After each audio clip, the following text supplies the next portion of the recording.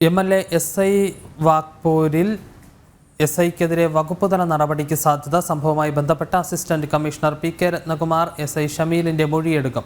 മൊഴിയെടുത്തതിനു ശേഷം city police കമ്മീഷണർക്ക് report സമർപ്പിക്കും. വിവരങ്ങളുമായി അർജുൻ PS ചേരുന്നുണ്ട്. അർജുൻ, ഈ കഴിഞ്ഞ ദിവസം നമ്മൾ കണ്ടതാണ് MLAക്കെതിരെ FIRൽ പോലും പേര് പരാമർശിക്കാത്ത രീതിയിലായിരുന്നു പോലീസിന്റെ പിന്നീട് ഇങ്ങോട്ടുള്ള നടപടി. പേര് ചോദിച്ചു എന്ന് പറഞ്ഞുകൊണ്ട് MLA SIയോട് കയർക്കുന്ന ദൃശ്യങ്ങളടക്കം പുറത്തു വരികയും ചെയ്തതാണ്.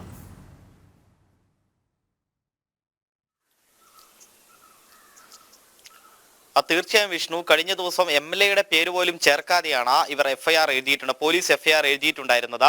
ആ കഴിഞ്ഞ ദിവസം തന്നെ ജയരാജൻ അടക്കമുള്ളവർ ഈ പോലീസിനെതിരെ രംഗത്ത് വരികയും ചെയ്തു. അതായത് MLAയോട് പോലീസ് അപമര്യാദയായി പെരുമാറി, നല്ല രീതിയിലല്ല പെരുമാറിയത്, ഒരു MLAയോട് പെരുമാറിയതുപോലെയല്ല പെരുമാറിയത് എന്നടക്കമുള്ള പരാമർശങ്ങൾ ഉന്നയിച്ചായിരുന്നു ജയരാജൻ അടക്കമുള്ളവർ പോലീസിനെതിരെ രൂക്ഷമായ വിമർശനം ഉന്നയിച്ചത്.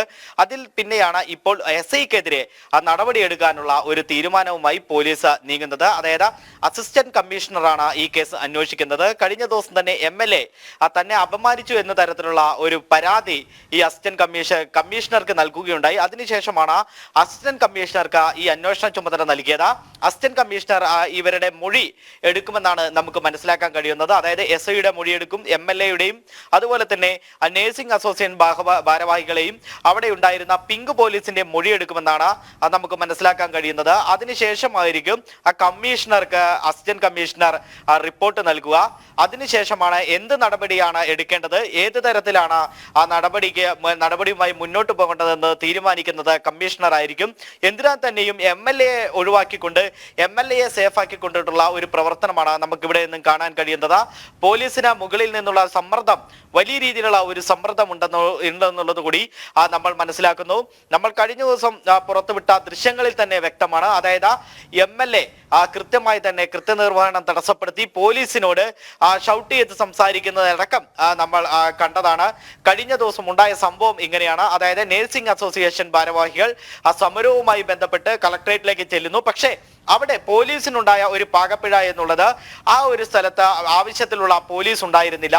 അതായത് അങ്ങനെ ഒരു സാഹചര്യം വരുമ്പോൾ CI ആണ് കൃത്യമായി നോക്കേണ്ടത്, SHO ആണ് നോക്കേണ്ടത്. പക്ഷേ ആ സമയത്ത് SHO ലീവ് ആയതുകൊണ്ട് SI ആയിരിക്കും അവിടുത്തെ സുരക്ഷാ ചുമതല. പക്ഷേ SIയോ പോലീസുകാരോ അവിടെ ഉണ്ടായിരുന്നില്ല. പകരം പിങ്ക് പോലീസുകാരെയാണ് അവിടെ സുരക്ഷയ്ക്കായിട്ട് നിയോഗിച്ചത്. പക്ഷേ ആ സമയത്തും പിങ്ക് പോലീസും അവിടെ ഉണ്ടായിരുന്നില്ല. അതിനുശേഷം NGO ഈ നേഴ്സിംഗ് അസോസിയേഷൻ ഭാരവാഹികൾ പിന്നീട് കളക്ടറേറ്റിന്റെ ഉള്ളിലേക്ക് അകത്തേക്ക് കിടക്കുന്ന ഒരു സാഹചര്യം ഉണ്ടായി.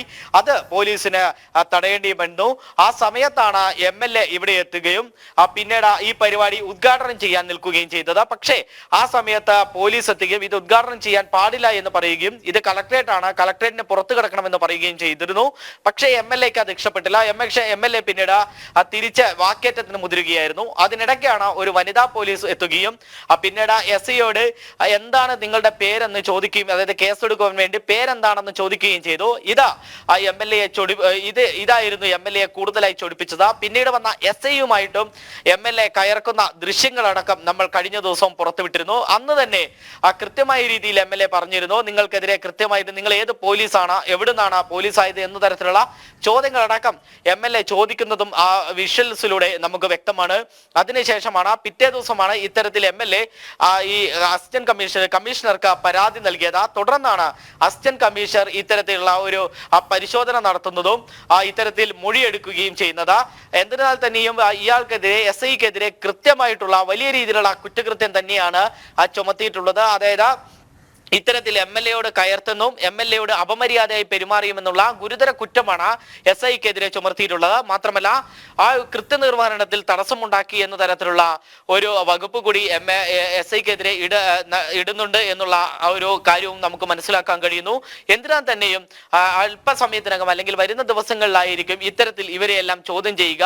SIക്കെതിരെ വകുപ്പ് തല നടപടി, കൃത്യമായുള്ള വകുപ്പ് തല നടപടി ഉണ്ടാകുമെന്നാണ് നമുക്ക് മനസ്സിലാക്കാൻ കഴിയുന്നത്. ഭരണപക്ഷത്തുള്ള പുറത്തുള്ള ഒരു MLA ആയതുകൊണ്ട് തന്നെ MLA സംരക്ഷിക്കാൻ ഒരുപാട് പേരുണ്ടാകും. അത്തരത്തിലുള്ള ചർച്ചകൾ കഴിഞ്ഞ ദിവസം നമ്മൾ നടത്തുകയും ചെയ്തു.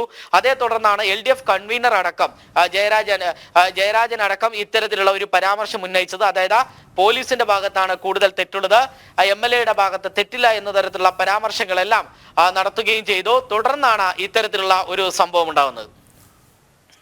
SIക്കെതിരെ വകുപ്പ് തല നടപടി ഉണ്ടാകാൻ തന്നെയാണ് സാധ്യത. അന്വേഷണം നടക്കുകയാണ്. അർജുൻ PS ആണ് വിശദാംശങ്ങൾ നൽകിയത്.